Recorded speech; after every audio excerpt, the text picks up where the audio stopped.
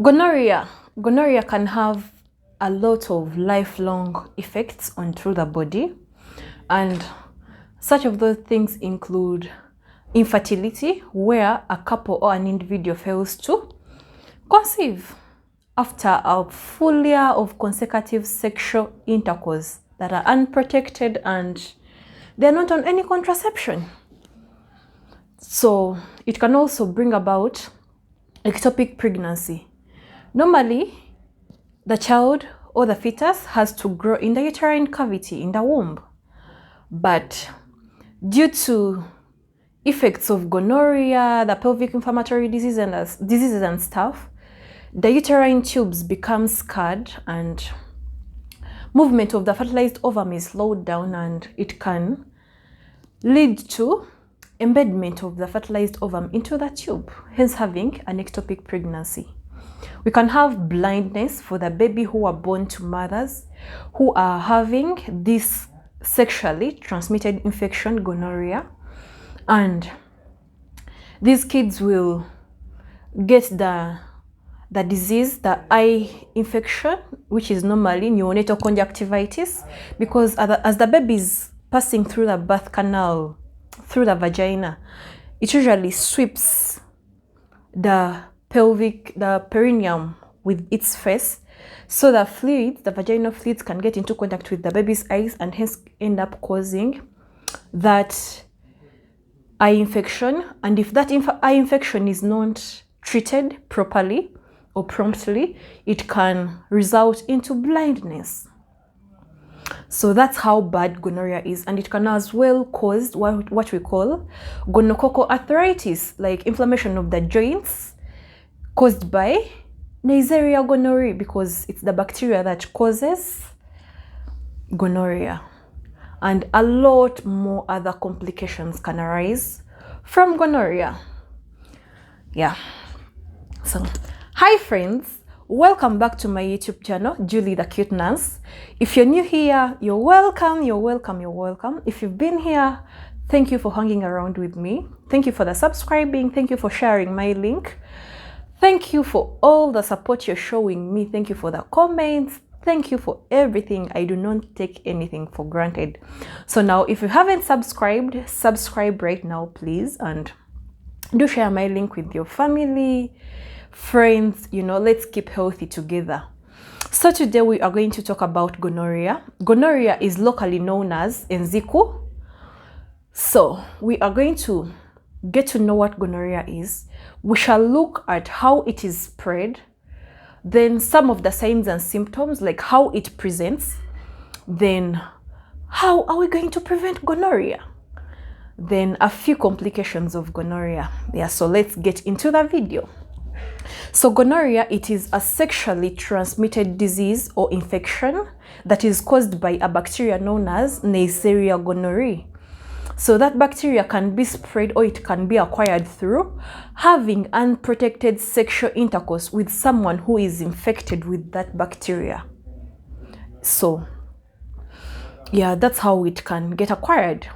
Yeah, then the other thing is we are going to now look at the signs and symptoms in both males and females.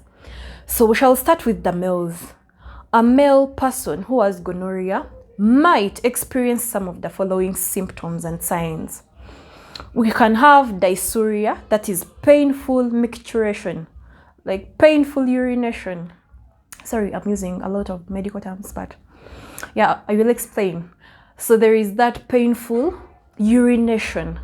Usually urine comes like drop by drop, and it's usually very, very, very painful. Very painful.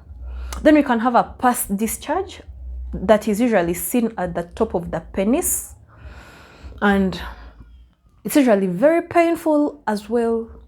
It's kind of yellowish, greenish. That's the kind of discharge in male. Then the males can also experience pain or swelling in one of their testicles.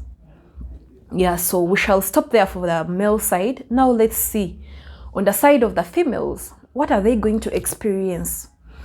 First and foremost, they're going to experience intense lower abdominal pain. It's usually serious lower abdominal pain, low abdominal pain, people will someone will come and tell you, Musao, I feel pain, munseke, like that's how they describe it. Yeah, so we shall have dysuria as well, painful urination. We can have an abnormal vaginal discharge. That is usually a greenish, yellowish kind of discharge. It's kind of yellowish and greenish kind of discharge.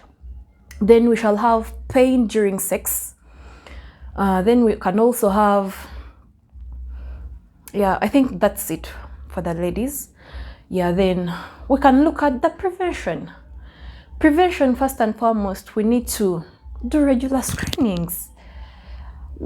As you meet a partner and someone you intend to be intimate with in the near future, you need to screen out for a lot of things. Like this can also be screened out. Yeah, so screening can really help. Then having protected sexual intercourse.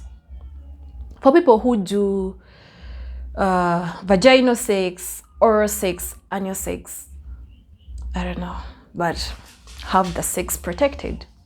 Have the sex protected. And just a reminder, gonorrhea can affect several parts of our bodies.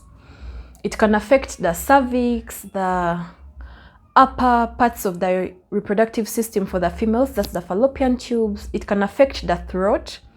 For those people who do oral sex, it can affect the anus for people who do anal sex. So for the signs and symptoms of people who do anal sex, there will be bleeding and anal itching. Yeah. So prevention, let's continue now with the prevention. We've said protected sexual intercourse, like always use a condom whenever you're to have sex. Then screening, we talked of screening. Then limit the number of your sexual partners, like reduce your sexual network. It also reduces your risk of acquiring gonorrhea. Then the other thing you need to, in case you have it, you have the disease, ensure that you are treated promptly. Take the drugs as prescribed and complete the doses, like complete your doses, and ensure that all your sexual partners are notified and treated.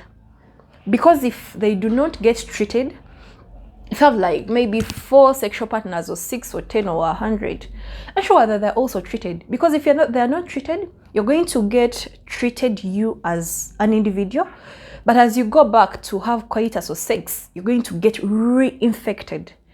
And gonorrhea can have really lifelong complications of effects on the body. So ensure that all your partners are treated promptly. So that's about the prevention. Then the complications, you can have ectopic pregnancy.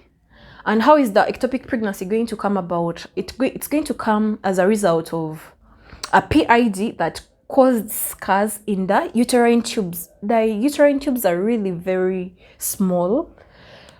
Their diameter is in millimeters. They are tiny, like they are tiny. So if they scar due to a pelvic inflammatory disease, a pelvic inflammatory disease is an infection where the bacteria ascends from the lower parts of the female reproductive system, and then it goes ahead and attack the upper parts of the reproductive system. That's the fallopian tubes. They get inflamed. They also get infected. So as the PID is healing, it's going to heal with scars. So as the small tube has scars, it won't allow smooth movements of the fertilized ovum. Meaning, if the ovum is fertilized at the ampulla, its movement to where it is supposed to embed is going to be slowed down. The movement is going to slow down. So time of embedment will catch it when it is still in the tube. So meaning it will embed somewhere in the tube. That's really fatal. A tube is very small. It cannot like accommodate a pregnancy like a fetus. It cannot. Of course, with time, the tube will burst, and that's a gynecological emergence, which is really fatal. The life of the mother can really be at stake. So then it can cause infertility. Infertility how? The scars can, of course, also block the passage of the ovum from the ovaries to the place where fertilization takes place. Hence, someone will not be able to conceive following consecutive unprotected sexual intercourse for at least 1 year when they are not on contraception. So that's how gonorrhea can be.